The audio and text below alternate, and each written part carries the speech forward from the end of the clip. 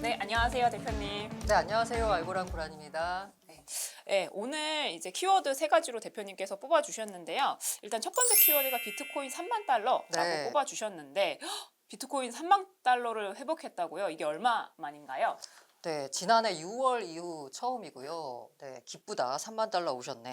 자, 화요일 오전, 11일 오전 11시쯤 3만 달러를 돌파했고요. 말씀드린 대로 지난해 6월 이후 처음입니다. 업비트 기준으로는 왜 우리가 마디 지수라고 하죠. 12일 새벽에 3시쯤에 4천만 원 선을 터치를 했습니다. 이게 지난해 5월에 테라의 UST 1달러 디pegging 발생한 이후에 3만 달러 후반에서 거래되는 비트코인 가격이 6월 18일에는 1만 8천 달러까지 밀렸어요. 횡보를 이어가다가 지난해 11월 FTX 파산 사태 터지니까 1만 5천까지 또 밀렸고요. 그런데 올 들어서서 이상하게 시장이 별로 안 좋을 것 같다라고 했는데 예상과 달리 상승 흐름을 이었습니다. 2월에 잠깐 주춤했는데 3월 초에 SVB 파산 사태 이후에 다시 상승하더니 드디어 3만 달러를 돌파한 겁니다.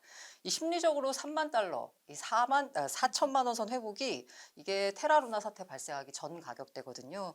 그러다 보니까 이 크립토 윈터, 그 테라루나 사태로 촉발된 크립토 윈터가 형성한 낙폭을 모두 만회했습니다. 그래서 보니까 이 약세장이 반년 넘게 지속된 게 이제 끝난 게 아니냐라는 뭐 전망까지 나오고 있고요.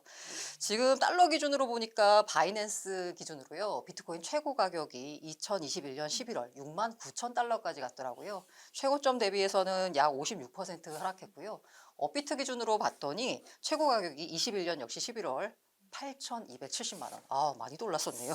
네, 최고점 대비 52% 하락했습니다. 올해만 놓고 자산 군별 상승률을 비교를 해보자면요. 비트코인이 89% 올랐습니다. 나스닥 19%, 금 10% 상승률을 압도적으로 눌러서 올해 가장 성과가 현재까지 좋은 자산은 바로 비트코인입니다. 그 지금 말씀해주신 것처럼 사실 비트코인이 좀 혼자 올랐다.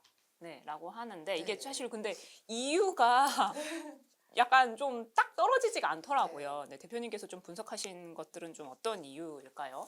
저도 왜 올랐을까 여러 군데 찾아보는데 전문가들도 특별한 호재가 없었다, 특별한 이유가 없다라고 답을 하고 있어요. 그냥 여러 가지가 뭐 겹쳤다라는 건데 이 사람이 뭔가 이유가 있어야지 납득이 되거든요. 네. 그래서 굳이 이유를 찾습니다. 제가 그래서 뭔가의 가격, 주식의 가격, 비트코인의 가격을 말씀드릴 때는 항상 그 이유를 설명할 때 사후적이다라는 말씀을 드리거든요. 사후적으로 해석해 봤을 때 그럴듯한 이유를 몇 가지를 좀 추려봤습니다. 가장 많이 나오는 이유는요, 바로 금리 인하에 대한 기대감입니다. 시장이 그 3만 달러를 향해서 본격적으로 오르기 시작한 게 11일 새벽이거든요. 이때 무슨 일이 있었냐? 별로 없었어요. 뭐가 별로 없었는데 시장에서 나왔던 게 뭐냐면 우리 시간으로 12일 오후 9시 30분 발표되는 미국 3월 소비자 물가지수, 이 CPI가 꺾일 거다라는 기대감이 시장에 퍼졌다라고 합니다. 이 블룸버그 전망치가 전년 동월 대비 5.2, 전월 대비 0.2인데요. 2월에 비해서 CPI 상승률이 꺾일 것이다라는 전망이 이제 대세였고요. 그런 기대감이 돌면서 가격이 올랐는데 막상 CPI 발표가 가까이 오니까 시장도 긴가민가 해서인지 다시 밀렸어요. 그러다가 12일 오후 9시 30분 CPI 숫자가 실제로 딱 공개가 되니까 예상치 보자도 더 낮았습니다. 그러니까 갑자기 확 오르면서 3만 달러 선에 다시 안착을 했습니다. 사실 물가가 꺾이면 미 연준이 금리 인상 끝내고 더 나아가서는 금리를 내릴 수도 있다라고 하는 기대가 있잖아요. 사실 중앙은행이 돈을 풀면 그 유동성이 가장 쉽게 흐르는 자산이 바로 비트코인 같은 겁니다. 그래서 시장의 유동성 풀리면 비트코인으로 매수 자금이 다시 유입될 거다. 그러니까 가격이 오를 거다라고 시장 참여자들이 기대를 한 거고요. 두 번째 이유는 비트코인이 드디어 디지털 금이 됐다라는 평가가 나오고 있습니다. 사실 비트코인의 별칭이 디지털 금이죠. 근데 지금까지 가격 흐름을 보면 이거 뭐 위험자산이 나스닥하고 똑같이 움직이네 라는 비판을 받았거든요. 그런데 올 들어서는 안전자산으로의 면모를 드러내고 있습니다. 아까 말씀드린 대로 비트코인이 본격적으로 오르기 시작한 게 실리콘밸리뱅크 파산 이후라는 말씀을 드렸잖아요. 와, 이 은행 시스템이 붕괴하니까 투자자들이 전통적인 은행 시스템의 대안을 찾아 나선 거다. 사실 비트코인이 처음 탄생한 배경도 전통 금융 시스템에 대한 반발로 나온 거거든요. 그래서 그에 대한 반발로 정말로 비트코인이 원래 찾고자 했던 역할을 드디어 하게 됐다라는 겁니다. JP모건 역시 최근 연구 보고서에서 비슷한 전망을 했고요. 그리고 이와 함께 내년 4월에 예정된 비트코인 반감기에 대한 투자자들의 관심이 커지고 있는 것도 상승에 영향을 미쳤다라고 했습니다. 세 번째는요, 뭐 이유를 찾다 보니까 찾은 겁니다. 세력이 올렸다. 이렇게 말하면 약간 사이비 같은데 이게 좀 작은 흐름을 봤더니 이 크립토 코인의 좋은 점이 뭐냐면 블록체인이라는 그 온체인 데이터가 있어요. 코인이 움직이는 걸 다 볼 수 있습니다. 누구나 다. 근데 비트코인이 본격적으로 오르기 직전에요. 거래소로 대량의 스테이블 코인이 입금이 됐습니다. 이 거래소로 스테이블 코인을 입금한다는 건 주식에서 주식 예탁 자금이 늘어난다라는 것과 비슷하거든요. 그러니까 스테이블 코인이 들어와서 비트코인 매수 대기 자금이 되는 거죠. 직전에 스테이블 코인이 거래소로 들어와서 이 들어온 자금이 비트코인을 대량 매수하기 시작하면서 가격이 올랐다라는 건데요. 실제로 세력 가운데 조금 규모가 큰 곳을 봤더니 커브 파이낸스라고 디파이 중에서는 규모가 큰 곳이 있거든요. 여기 창업자니까 당연히 부자겠죠. 여기 비트코인 상승 전에 한 1,800만 달러 정도 비트 파이넥스로 이체했다라고 하고요. 크립토 마켓 메이커 업체 윈터뮤트라고 해서 좀 유명한 곳이 있습니다. 여기가 가격이 급등하기 전에 그 2천만 달러 정도를 발행을 해서 바이낸스로 이체했다라고 합니다. 이들 자금이 들어오면서 올랐다라는 거죠. 네 번째는 중국발 호재인데요. 또 비트코인이 상승한 이 즈음에 가지고 중국 쪽에서 좀 좋은 소식이 많이 들려왔습니다. 이 중국판 틱톡 더우인 이 앱에서 비트코인 시세 정보가 제공이 됐어요. 근데 물론 이후 시세 정보가 한 5시간 만에 바로 사라져서 이건 조금 아쉬운 점이긴 했는데 그리고 무엇보다도 12일부터 홍콩에서 10,000명 이상이 참여하는 웹3 포럼이 열립니다. 근데 이 포럼이 열리면 우리나라도 그렇지만 뭔가 이 높으신 분들이 가가지고 좋은 말씀 많이 하거든요. 그런데 이제 당국 관계자들이 여기 와가지고 크립토에 대해서 우호적인 발언을 쏟아냈습니다. 존리 홍콩 행정장관은 홍콩 정부는 암호화폐 시장에 대한 적절한 감독을 확립하고 시장의 안정적인 발전을 보장할 계획이다. 웹3는 이제 막 출발점에 서 있다. 홍콩이 이 새로운 물결의 맨 앞에 서 있겠다라고 했어요. 그러니까 크립토 시장을 적극적으로 개방하고 이 시장을 키우겠다라는 의지를 드러낸 거죠. 홍콩 증권선물위원회 산하 금융기술그룹 이사 출신인 자오 지아리라는 사람은 다른 어떤 선진국보다도 홍콩은 발빠르게 가상자산 시장을 규제해왔다. 당시에는 다소 경직되고 제재 일변도였지만 지금은 달라졌다. 현재 홍콩 정부의 기조는 가상자산 친화적인 모습을 보이고 있다라고 했습니다. 그러니까 과거에 2018년을 생각해 보면 중국을 필두로 해서 코인 업계를 다 쫓아내는 그런 활동을 펼쳤거든요. 그런데 지금은 달라졌다라는 겁니다. 우리 홍콩이 적극적으로 문호를 개방하겠다라는 의지를 드러낸 거죠. 그 밖에도 뭐 여러분들이 좋은 말씀들을 많이 했어요. 실제로 홍콩에서는 6월 1일부터 개인 투자자의 코인 투자가 허용이 됩니다. 그러다 보니까 시장에서는 홍콩을 통해서 중국이 크립토 시장을 개방할 것이다 라는 기대감이 커진 상황이고요. 사실 중국 돈이 들어오면 또 시장이 어마어마하게 올 테니까요. 그리고 5번째는요, 또 소수 의견으로 또 이런 의견도 나오고 있더라고요. 저도 이른바 이제 커뮤니티에서 이 기사에 대해서 많은 반감들을 받습니다. 이게 뭐냐면 뉴욕타임즈에 대한 반감이라는 건데, 뉴욕타임즈 하면 뭐 글로벌리 뭐 저명한 신문이잖아요. 어떻게 보면 전통 미디어를 상징하기도 하고요. 그런데 이 뉴욕타임즈가 얼마 전에 기사를 하나 냈어요. 비트코인을 위한 디지털 경쟁의 실제 비용이라는 제목인데 여기 기사에서 뭐라고 했냐면 미국 비트코인 채굴 회사 34곳의 활동을 심층 보도했는데 이게 뭐냐면 쉽게 말해서 그 쓸데없는데 자꾸 전력을 써가지고 우리 환경을 망치고 있다라는 비트코인을 비판하는 환경용자들의 주장을 그대로 옮긴 듯한 기사를 냈습니다. 이 보도가 나가니까 보도가 잘못됐다. 비트코인을 기후변화의 죄인으로 몰아가고 있다 라면서 반발이 확산됐습니다. 그러니까 마치 게임스탑, 이른바 미국에 있는 개미들이 벌였던 게임스탑 기관의 공매도를 박살내자라는 운동처럼 이 비트코인 커뮤니티에서도 이런 전통적인 미디어의 잘못된 시각에 대해서 우리가 엄중하게 꾸짖어주자 라면서 매수세가 뭉치면서 가격 상승에 영향을 줬다라는 건데 제가 5가지 이유를 들었지만 그 어느 하나 정확하게 들어맞는 이유가 있다라고는 말씀드리기 어렵습니다. 지금 대표님 말씀해 주신 것처럼 이유가 되게 다양하고 복잡하고 사실 잘 모르겠습니다. 그러면은 사실 근데 결국 이제 투자자들이 가장 궁금해하는 거는 비트코인 이제 강세장 들어서나 이런 기대를 좀 많이 하고 계시더라고요. 어떻게 보고 계십니까? 사실 제일 궁금한 건 들고 있는 사람은 지금 팔아야 되나? 아직 안 들어간 사람은 지금이라도 사야 되나? 겠죠. 앞으로 흐름이 이제 궁금할 텐데요. 제가 이것도 예상을 말씀드리지만 이게 전문가 저희가 대놓고 전문가들 비판하는 건지 모르겠지만 가격이 오르면 시장에 낙관론이 퍼지고요. 가격이 떨어지면 비관론이 확산됩니다. 비트코인 가격 급등하니까 당연히 이제 낙관론이 확산되는 분위기입니다. 이제 낙관론의 선두주자라고 하면 이 비트코인 커뮤니티에서는 플랜 B를 들고 있습니다. 이분이 S2F 모델이라고 해서 스톡 투 플로우 모델이라고 해서요. 그 뭔가 이 비트코인의 발행량을 기준으로 해가지고 뭔가 가격을 예측한 모델이 있어요. 이게 굉장히 유명한 모델이었고 한 21년까지는 굉장히 잘 맞았습니다. 물론 그 이후에 잘 안 맞으면서 약간 시장에서 잊혀진 인물이 됐다가 가격이 오르니까 다시 나타났습니다. 비트코인은 현재 강세장 초입에 접어들었다라고 했고요. 그 다음에 이제 크립토 윈터가 아까 제가 끝났다라는 말씀을 드렸잖아요. 미국 투자 전문지 베러스가 바로 비트코인 겨울이 끝났다라면서 선언을 했습니다. 그러면서 연준이 금리 인상이 종결이 되면 비트코인이 추가 랠리할 거다라고 했고요. 투자은행 가운데 번스타인이라는 곳이 있는데 여기서는 야 너희들 요새 그 뭔가 전통 금융권에서 금이 좋다고 하지. 야 근데 금보다 더 좋은 게 비트코인이야. 금보다 비트코인이 더 많이 올랐어. 만약에 금은 좋아하면서 비트코인 싫어하는 건 좀 비이성적인 거 아니야? 라고 의견을 제시했습니다. 그 밖에 이제 뭐라고 해야 되나, 이 기술적 분석을 하는 트레이더들이 그리고 패턴을 분석해 보니까 야, 비트코인이 이제 오른다. 라면서 한 이제 그 트레이더 같은 경우에는 34,000달러까지 오를 수 있다. 라는 분석을 내놨는데요.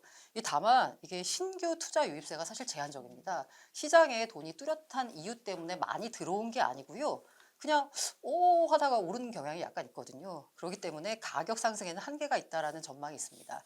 사실 17년 18년까지 올랐던 시장은 중국계 자금이 많이 들어왔었고요. 정확히 말하면 동아시아계 자금이라고 해야 될까요? 그리고 21년 시장은 미국 금융회사들이, 그러니까 서방의 금융기관 자금이 들어왔어요.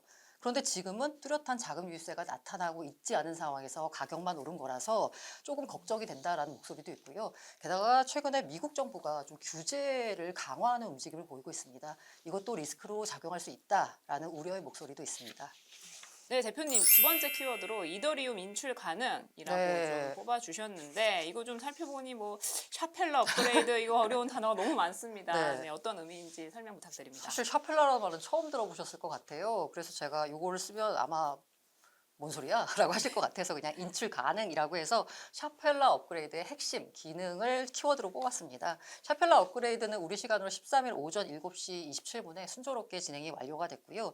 사실 그 업그레이드를 할 때 이더리움 같은 경우에는 체인이 두 가지 레이어가 있습니다. 하나는 실행 레이어, 하나는 합의 레이어인데 실행 레이어의 경우에는 도시 이름을 따고요. 합의 레이어의 경우에는 이제 별자리 이름을 땁니다. 그래서 상하이 업그레이드 플러스 카펠라 업그레이드를 합쳐서 샤펠라 업그레이드 이렇게 부릅니다. 이게 이더리움 머지, 그러니까 작업 증명 방식에서 지분 증명 방식으로 그 합의 방식을 바꾼 다음에 진행되는 첫 번째 대규모 업그레이드고요.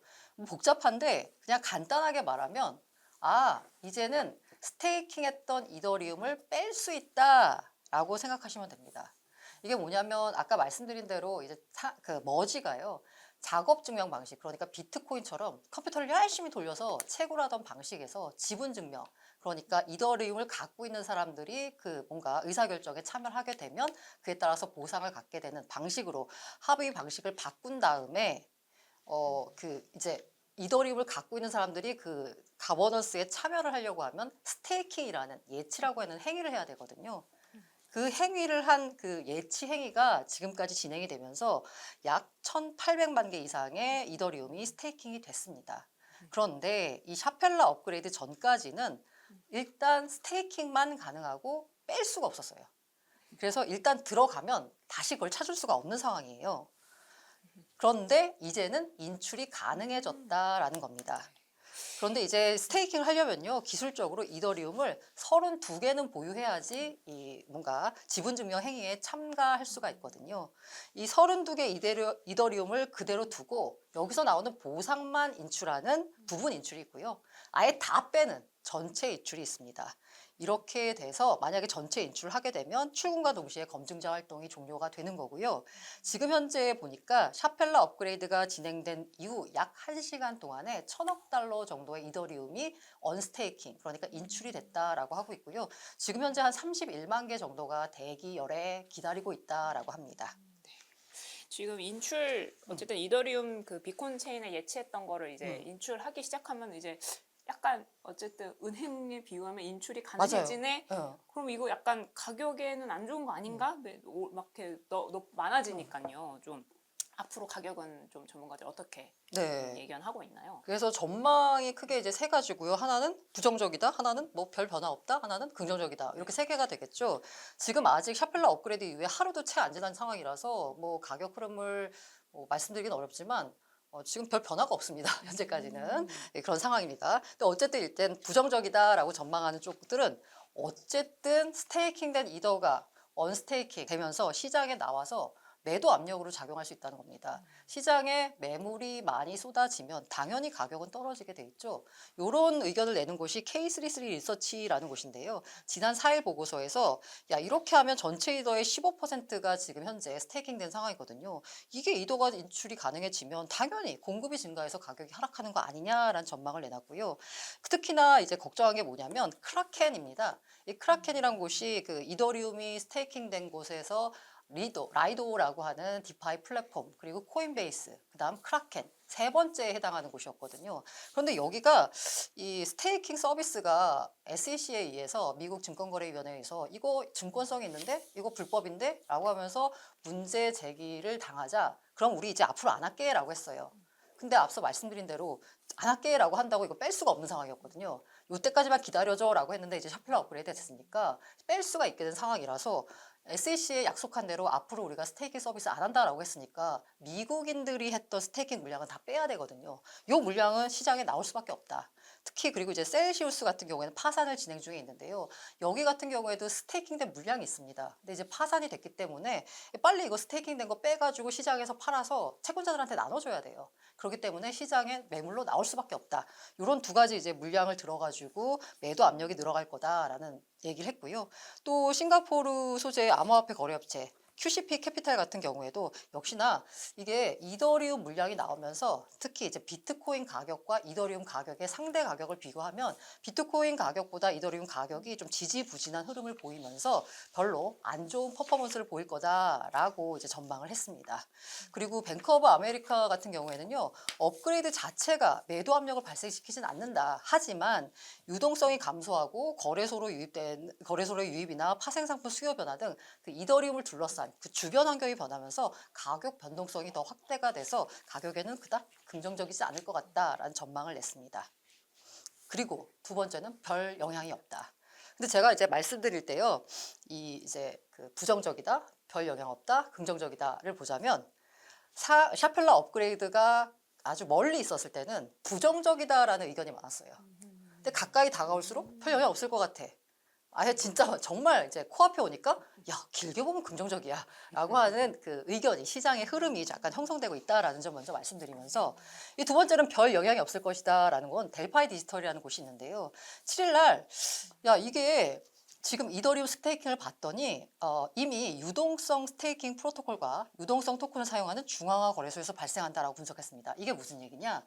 지금 제가 아까 이더리움을 많이 맡긴 1등 플랫폼이 디파이 플랫폼 라이도라는 말씀을 드렸는데요. 뭐 리도라고도 하고 그 라이도 같은 경우에는요. 제가 스테이킹을 하잖아요. 그럼 인출은 안 됐잖아요. 하지만 ST 이더라는 유동성 토큰을 줍니다. 근데 그 ST 이더를 시장에서 거래할 수가 있어요. 사실상 유동화가 이미 가능했습니다. 그리고 바이낸스 같은 경우에도 제가 거기다 바이낸스에다가 스테이킹을 하잖아요. 그럼 바이낸스는 스테이킹을 하는 뭐 일종의 그 증서로 비이더라는 걸 줍니다. 그럼 비이더는 또 거래가 돼요, 시장에서. 그렇기 때문에 이미 뭐 만약에 유동성이 필요한 사람, 이더를 빼고 싶었던 사람이라고 하면 이런 식으로 해서 이미 다 어차피 팔았다. 그렇기 때문에 이전부터 매도가 가능한 상황이었기 때문에 이번 업그레이드로 뭐 매도 물량이 나오거나 별 변화가 있을 것 같진 않다라는 관측을 내놨습니다. 그리고 국내 거래소죠. 코빅 같은 경우에는 이게 이제 시스템적으로 사실 이더리움 재단이 샤펠러 업그레이드를 설계를 할 때부터 약간 시스템적으로 뱅크런을 방지하는 조치를 취해놨습니다. 이게 뭐냐면 앞서 말씀드린 대로 지금 15% 정도가 이더리움이 스테이킹돼 있는데 이거 갑자기 15%의 사람들이 모두 와서 뭐 그런 일은 안 생기겠지만 일시에 빼겠다라고 하면 정말 시장에는 큰 영향을 미칠 수가 있잖아요. 그러니까 시스템적으로 매일매일 뺄 수 있는 수량을 제한을 줬어요. 그래서 먼저 온 사람들 이렇게 차근차근 빼주는 식입니다. 그래서 아무리 15%의 사람들이 일제히 달려들어서 다 빼겠다라고 해도 실제로 다 빼려면 한 3개월 정도가 걸립니다. 그러다 보니까 뭐라고 해야 되나 시스템적으로 가격 폭락이 나오긴 어려운 구조이기 때문에 별 영향이 없을 거다라는 전망이고요. 세 번째가 긍정적인데요. 야 그래 풀리자마자는 업그레이드 직후에는 조금 흔들릴 수 있겠지만 장기적으로 보면 오히려 좋아라는 겁니다. 이게 뭐냐면 우리가 이제 자금을 운용을 할 때요. 예를 들어서 제가 예금을 한다라고 했을 때 자, 1년짜리 정기예금 그리고 3년짜리 정기예금 있을 때 3년이 당연히 이자가 더 많지만 1년짜리를 선택하는 이유는 뭐냐면 자금 계획이 3년 동안 묶이면 안 되기 때문이잖아요. 돈이 3년 동안 묶이면. 그런데 이더리움의 스테이킹을 과거에 샤펠러 업그레이드 이전에 했던 사람들은 야, 도대체 이 이더리움을 언제 뺄 수 있을지 알 수 없지만 일단 스테이킹을 한 거예요. 뭐 사실 지금 샤펠러 업그레이드가 13일 기준으로 완료가 되긴 했지만 이게 내년에 될지 아니면 내후년 될지 모르는 상황이었거든요. 뭐 만약에 무슨 사고가 생긴다라고 하면 그런데도 불구하고 맡긴 사람들은 있어요. 이런 사람들은 뭐다? 이더리움의 이른바 찐팬들입니다. 그런데 못 맡긴 사람들은 뭐냐면 여기다 이제 어차피 내가 이더리움을 갖고 있어요. 그래서 스테이킹을 맡기면 보상이 대충 한 연 4% 지금 현재 나오고 있습니다. 그런데도 불구하고 여기 스테이킹을 못한 사람들은 뭐냐면 이더리움을 보유하고 있는데도 보상이 나오잖아요. 스테이킹하면. 근데 왜 못했냐? 언제 뺄지 모르니까 못한 거거든요. 그런데 이제 샤펠러 업그레이드가 되니까 뺄 수가 있게 된 거예요. 그러니까 이른바 이더리움의 이 스테이킹 자체를 일종의 금융 상품으로 비교하자면 이제는 만기가 언제인지 모르는 예금에서 자유 입출금 통장으로 바뀌었다 정도로 이제 설명할 수 있을 것 같아요. 그러다 보니까 뭐 당장 다음 달에 자금 수요가 있는 사람도 야, 뭐 어차피 다음 달에 쓸 거니까 뭐 한 달 정도 맡겨놓지 뭐라고 하면서 되레 스테이킹 물량이 늘어날 수 있다라는 겁니다. 스테이킹 물량이 늘어난다는 건 뭐냐면 시장에 돌아다니는 이더리움의 수량이 감소한다는 거고요. 공급이 줄어든다라는 거니까 수요와 공급에서 설명하자면 가격이 오를 수밖에 없는 거고요. 이게 실제로 다른 지분증명 체인, 포스 체인과 비교해 보면 바로 알 수 있는데요. 이 상위 포스 체인의 평균 스테이킹 비율이 45%입니다. 공급량에. 그러니까 지금 시장에서 돌아다니고 있는 물량의 한 절반 정도가 스테이킹이 돼 있다는 거예요. 이에 반해 이더리움의 경우에는 15%밖에 안 되거든요. 왜 15%였을까를 생각해 보면 제가 앞서 말씀드린 언제 뺄 수 있지? 라는 그런 불안감 때문에 그랬던 거거든요. 불확실성 때문에. 그런데 이제 뺄 수 있게 되니까 이 비율이 올라올 거고 인투 더 블록이 추정하기로는 한 1년 내에 한 25에서 30%까지 스테이킹 비율이 올라올 거다. 그러면 시장에 그만큼의 물량이 줄어드는 거니까 당연히 가격에는 호재다라는 거고요. 이렇게 되면 아까 이제 물량을 락업할 수도 있고 뺄 수도 있고 뭐 다양하게 운영할 수 있잖아요. 이렇게 되면 기관들이 들어와 가지고 이른바 구조화 상품, 굉장히 다양한 상품들을 만들 수가 있잖아요. 우리가 주식으로 뭐 굉장히 뭐 많이 만들죠. ELW, 뭐 ELS 뭐 이래가지고 그런 것처럼 구조화 상품을 더 많이 만들게 되면 이 기관들의 신규 유입이 늘어나면서 이더리움 가격에는 더 호재가 될 거다라는 전망이 있습니다. 네. 지금 말씀해 주신 것처럼 국내 사실 거래소 같은 경우는 이제 업그레이드 된다라고 하니까 이제 사실 이거 업그레이드는 13일 오전에 마무리가 됐는데 국내 거래소들은 어제 오후부터 이제 그 입출금을 막았어요. 그러면 이게 근데 원래 이렇게 하는 건가요? 이렇게 전에 이게 왜 이렇게 막았나요? 저는 항상 이제 불만인데 어쨌든 업그레이드가 일어나게 되면 체인이 불안정하기 때문에 그 체인이 불안정한 상황에서 만약에 토큰이 이동하게 되잖아요. 그러면은 뭐 최악의 경우는 이게 사라질 수도 있어요. 어디로 사라지고 뭐 없어질 수도 있거든요. 업그레이드가 불안정 어쨌든 소프트 체인이 이제 바뀌는 거니까 이제 바뀌는 전후에서는 그렇기 때문에 일단 거래소 입장에서 이렇게 입출금을 막습니다. 대신에 거래는 가능해요. 이게 무슨 얘기냐? 입출금을 한다는 건 온체인으로 움직인다는 거고요. 거래소에서 거래하는 거는 일종의 장부 거래입니다. 그냥 자기 안에서 그냥 이렇게 그냥 A라는 사람이 B라는 사람한테 팔았어라고 이제 장부만 옮겨주는 거거든요. 그러니까 이거는 체인 업그레이드와 상관이 없어요. 하지만 거래소 밖으로 나가는 행위는 이거는 이제 온체인 행위이기 때문에 체인 업그레이드에 영향을 받을 수가 있어가지고 보통 즈음해가지고는 입출금을 막습니다. 근데 제 불만은 뭐냐면 이게 기술력이 딸려서 그런지 아니면 상황을 보수적으로 판단해서 그런 건지 아니면 진짜 말 그대로 뭔가 수수료 수익을 노리고 가두리를 치는 건지 가두리를 친다는 얘기는 막아버리고 그 안에서만 투자가 일어나게끔 하는 행위인데 이유는 모르겠으나 그 글로벌 거래소인 바이낸스와 비교해서 뭐 이번뿐만이 아니라 항상 모든 다른 체인의 업그레이드에 있어서도요 굉장히 일찍부터 출금을 막고 늦게 풀어줍니다. 그 지금 보자면 국내 이제 거래소들 업비트 비선 같은 경우에는 10일 오후 6시부터 막아버렸어요. 근데 바이낸스는 13일 오전 7시 20분 기준으로 일시 중단한다고 공지했어요. 27분에 샤펠러 업그레이드였거든요. 그러니까 거기만 딱 피해가지고 그냥 딱 중단시킨 거거든요. 그리고 바로 풀어줬어요. 이러다 보니까 이게 문제가 뭐냐면 아까 제가 입출금은 안 되는데 거래는 된다라고 했잖아요. 그럼 이제 업비트 안에서 거래가 일어납니다. 그러면 요거를 노리고 이게 뭐 다 어차피 다 투기판이라고 생각했는지 모르겠지만 어쨌든 선량한 투자자라는 말이 있을지 모르겠지만 어쨌든 이걸 노리고 일종의 세력이 가격 펌핑에 들어갑니다. 가격을 펌핑시킬 수 있는 건 시총 규모가 너무 크면 안 돼요. 왜냐하면 그럼 돈이 많이 되니까. 그러면 시총 규모가 작고 거래량이 평소에 작은 거를 작은 코인을 노려서 조금만 사면 가격을 들어 올릴 수가 있어요. 왜냐하면 호가창이 얇기 때문에 조금만 사면 가격이 올리고 조금만 팔면 가격이 폭락하고 이런 거거든요. 이러다 보니까 이제 어쨌든 이게 이제 가두리 펌핑을 할 때 좋은 조건이 뭐냐면 평소에 유저 수는 많은데 그 해당 코인에 대해서 거래량은 별로 없어야 돼. 시가총액도 작고. 자, 그럼 이거에 해당하는 곳이 뭐냐? 대표적으로 업비트에 있는 BTC 마켓입니다. 업비트에 있는 원화 마켓은 거래량이 좀 나와요. 그러다 보니까 이거 가격 움직이려면 좀 돈이 많이 듭니다. 근데 BTC 마켓은 사실 업비트 원화 마켓이 있으면 굳이 BTC 마켓을 이용 안 하잖아요. 그런데 이제 BTC 마켓에만 상장된 코인들이 또 있어요. 원화 마켓은 없고. BTC 마켓에 상장된 코인은 이게 어떻게 되냐면 약간의 돈으로도 가격을 움직일 수가 있어요. 그러다 보니까 어제 입출금이 막힌 직후부터 난리가 나기 시작했습니다. 이 가운데 에이프 코인이라는 게 있거든요. 1시간 만에 2000%가 급등했어요. 오. 그리고 벨리데티, 커브, 오디우스 정도 100% 앞당 급등했습니다. 그런데 급등했다가 다시 제자리로 왔습니다. 뭐라고 표현해야 되나? 이 그래프를 보면요. 일종의 이제 막대 그래프를 보자면 이게 뭐라고 해야 되나? 피레침이 서 있어요. 피레침이 서 있어요. 한순간에 쭉 올랐다가 쭉 급하게 떨어진 건데 이런 식으로 가두리 상황에서 펌핑과 덤핑이 일어나면서 투기판이 벌어지거든요. 그러면서 이제 업비트 역시 야 이런 판이 벌어지니까 주의해라라고 주의 문구는 냈지만 제가 아까 말씀드린 대로 왜 그런지 모르겠으나 국내 거래소가 너무 일찍 문을 닫고 늦게 문을 연다라는 점이 가두리 시간을 벌어주는 거잖아요.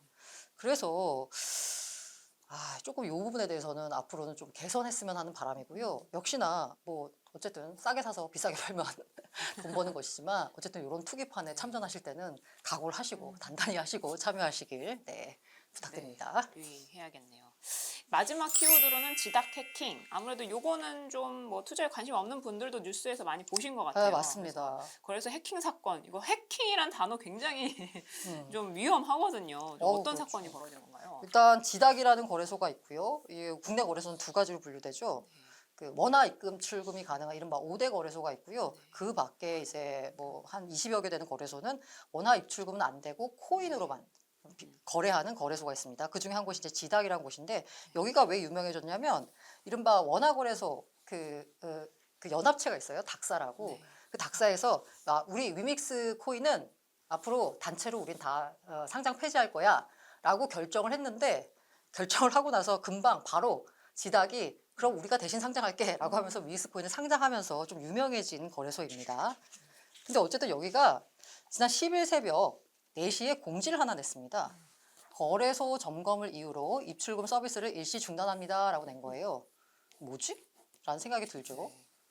그리고 그날 오후 한 5시쯤에 9일 오전 7시쯤에 지닥 하돌렛에서 해킹이 발생해서 일부 자산이 식별되지 않은 지갑으로 발송됐다라는 공지를 냅니다.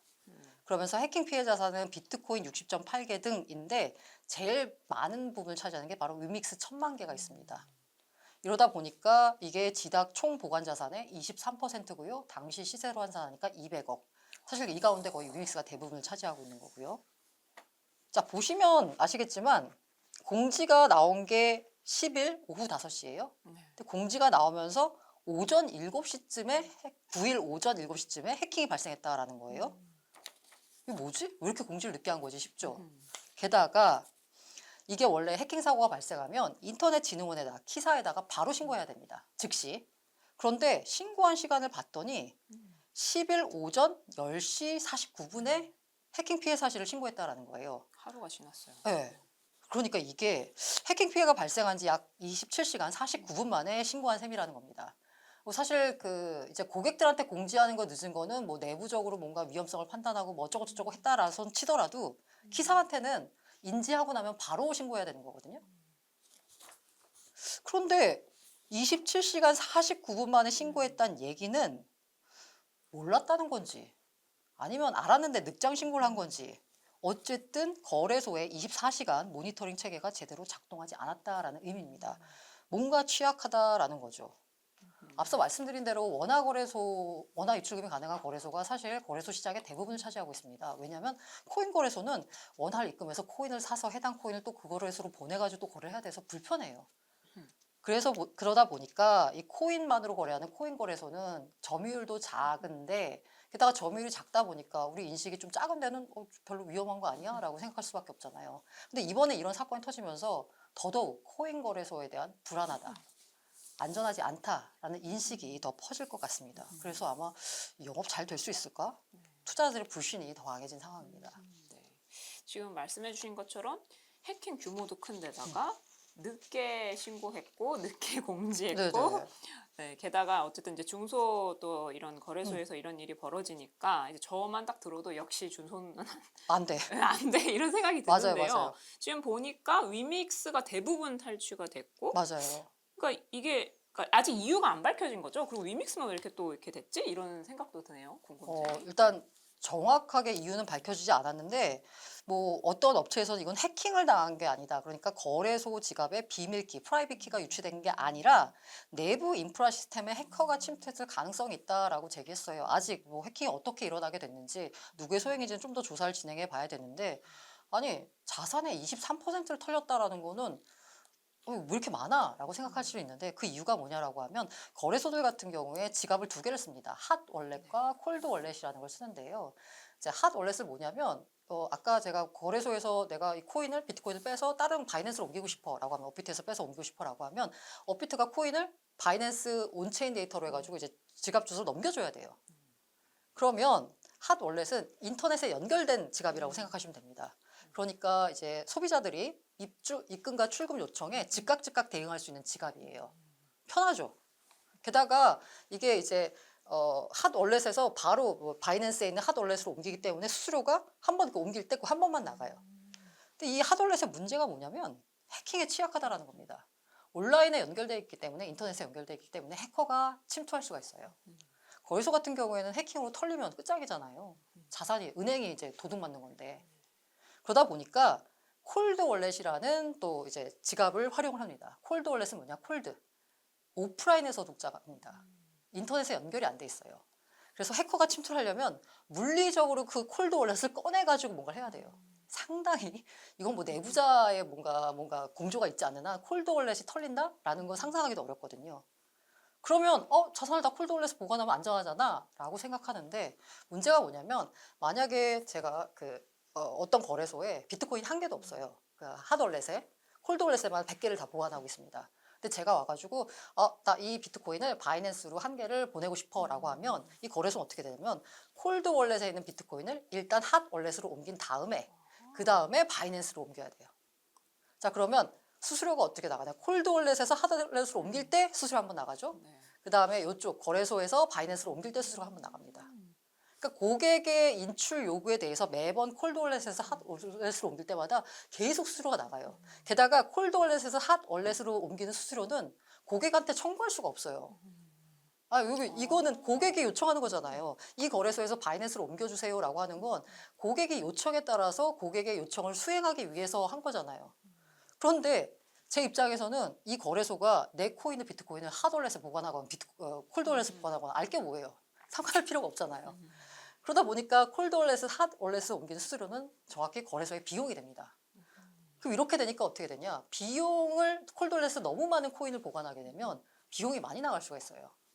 그렇다고 핫월렛에다가 많이 넣어두면 해킹 위험에 취약해요.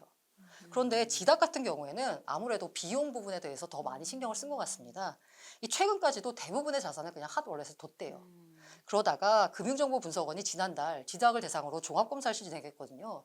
그러면서 야 너네 핫월렛에 너무 코인이 많은데? 콜드월렛 비중을 좀 늘려라 라고 해서 이 정부가 제안하는 규제당국이 제안하는 최소한의 비중이 70% 이상은 콜드월렛에 둬라는 거예요.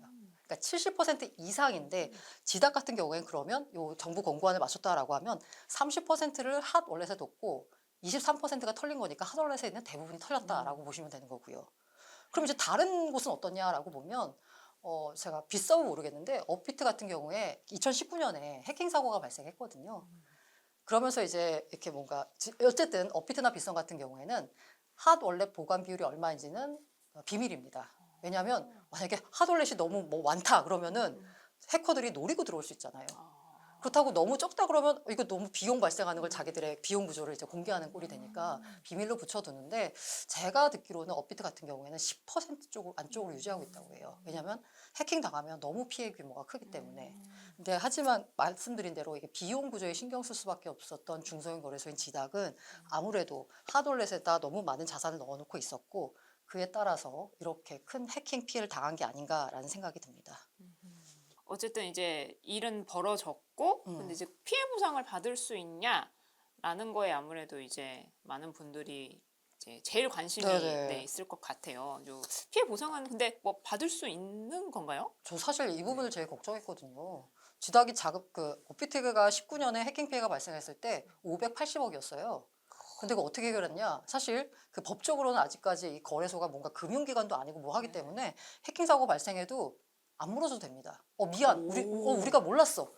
오, 이게 그러니까 거래소가 해킹 피해 발생을 위해서 최선을 다했다. 근데 해킹 사고가 발생했다. 그건 어쩔 수 없는 거예요.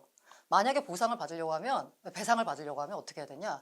이용자가 이 거래소가 해킹 위험에 대해서 충분히 대비하지 않았다를 입증을 해야 돼요. 투자자가? 투자자가. 그거 어떻게 입증해? 이거 말도 안 되지. 그러니까 못 받는다라고 생각하시면 돼요. 근데 업비트 같은 경우에는 그때 다 물어줬거든요. 580억? 왜 물어줬냐? 자, 해킹당한 거래소예요. 그럼 누가 쓰겠어요? 안 쓰죠.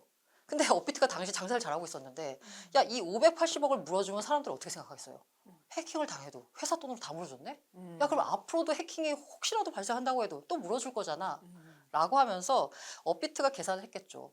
이걸 물어주고 영업을 지속하는 게 이익이냐, 장기적으로. 아니면 이걸 그냥 생 까고 그냥 여기서 넘어가는 게 이익이냐. 당연히 영업을 지속하는 게 지금 1조씩 벌고 있는데. 그렇기 때문에 이제 물어줬는데 이거는 회사에 돈이 많을 때 얘기고 지닥 같은 경우에는 말씀드린 대로 그렇게 거래량이 많지 않아서 수수료 수입이 많지 않았을 텐데 야, 이거 어떻게 물어주지 했거든요. 200억이면 상당히 큰 규모라서. 근데 12일 날 전액 물어주겠다. 라고 이제 얘기를 한 거예요. 근데 사람들의 이제 그럼 전액 물어주겠다 하면 여기 이제 지닥이 약간 위험하다는 판단이 드니까 나 빨리 여기서 코인 빼야지라고 생각할 거 아니에요. 네. 근데 다만 뭐 이러저러한 이유로 입출금 재개까지는 약 2주 정도가 걸리겠다. 하지만 우리가 전액 다 보상하겠다라고 했어요. 야, 이거 도대체 어떻게 물어준 거지? 돈이 별로 없을 텐데? 이거에 대해서는 정확하게 밝히지 않고 있는데요. 아까 제가 말씀드린 대로 해킹당한 코인의 대부분이 위믹스잖아요. 네. 그래서 아마 시장에서는 이 물량이 위믹스 재단 관계자의 것이 아닌지 추정하고 있습니다. 그러니까 이 실제로 200억 원의 피해를 받은 고객 가운데 대부분이 다 아마 위믹스 쪽 관계자들이 네. 아니냐, 재단이냐라고 생각하는 거예요. 그런데 지금 현재 이 재단 입장에서 보자면 위믹스를 거래할 수 있는 곳이 아까 제가 원화거래소에서는 다 삭제가 됐다라고 말씀드렸죠. 그리고 지닥에 상장을 했어요. 그리고 나서 코인원이 코인원이 무슨 이유인지 모르겠지만 아무튼 코인원도 위믹스를 상장을 했습니다. 그럼 현재 국내 거래소 가운데 위믹스를 거래할 수 있는 조금 약간 이름 있는 곳이라고 하면 두 곳이거든요. 그런데 요즘 코인원 상당히 많이 구설수에 오르내리고 있습니다. 이른바 그 강남 납치 살인 사건의 해당 코인이 그 코인원에서만 거래가 됐던 코인이고요. 그리고 지금 뭐 상장 브로커 또 구속되고 전직 팀장이니 뭐 아무튼 굉장히 약간 이미지가 안 좋아요. 근데 만약에 지닥이 이렇게 해킹 사고가 당해가지고 회사 운영이 어려워져서 문을 닫는다? 라고 하면 결국 위믹스를 거래할 수 있는 곳은 코인원밖에 안 남는 거잖아요. 본인들한테도 별로 좋을 게 없습니다. 그래서 아마 그냥 뭔가 합의를 해준 거 아닌가라는 이제 추측인데 정확한 내막은 알 수 없는데 중요한 건 어쨌든 100% 전액 보상하겠다라고 나왔고요. 그래서 뭐 그나마 안 좋은 일이 있었지만 그나마 다행입니다. 안 그래도 그 위메이드 그 대표가 이제 어제 그 뭐 온라인 간담회 했는데 뭐 자기는 상관없지만 어쨌든 미안하다라는 그쵸. 식으로 얘기를 네네. 했었거든요. 맞아요. 네. 이게 네. 진짜 그게 거래소 해킹당한 거하고 위믹스 재단하고는 전혀 관계가 없거든요. 그래서 이 재단 책임이 아닌데 아무래도 저기 뭔가 위믹스가 너무 많이 털렸으니까 게다가 위믹스 1,000만 개가 이게 이제 해킹을 당한 다음에 위믹스 가격을 보면 급락했어요. 1,600원 정도에서 거래가 됐는데 이게 막 1,200원 선까지 갑자기 확 밀렸거든요. 왜냐하면 이게 실제로 그거예요. 실제로 해커가 이 훔쳐간 위믹스를 가지고 시장에 내다 던지는 물량보다 해커가 이 물량을 시장에 던지겠구나 해가지고 내가 먼저 파는 물량이 더 많아서 가격이 끌어내려지는 거거든요.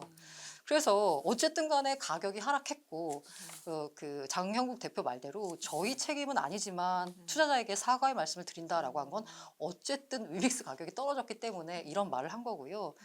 다만 이 장형국 대표의 말대로 이 거래소가 해킹당한 것하고 재단하고는 관계가 없습니다. 이 책임을 뭐 져라 말아라고 뭐 요구할 수 있는 것도 아니고요. 오히려 위믹스 같은 경우에는 피해자라고 할 수 있는 게 앞서 말씀드린 대로 위믹스 가격이 해킹을 당하자마자 실제로 해커가 물량을 팔아서라기보다는 팔 것 같다라고 하는 그 전망 때문에 같이 위믹스를 던지면서 가격이 급락했고요.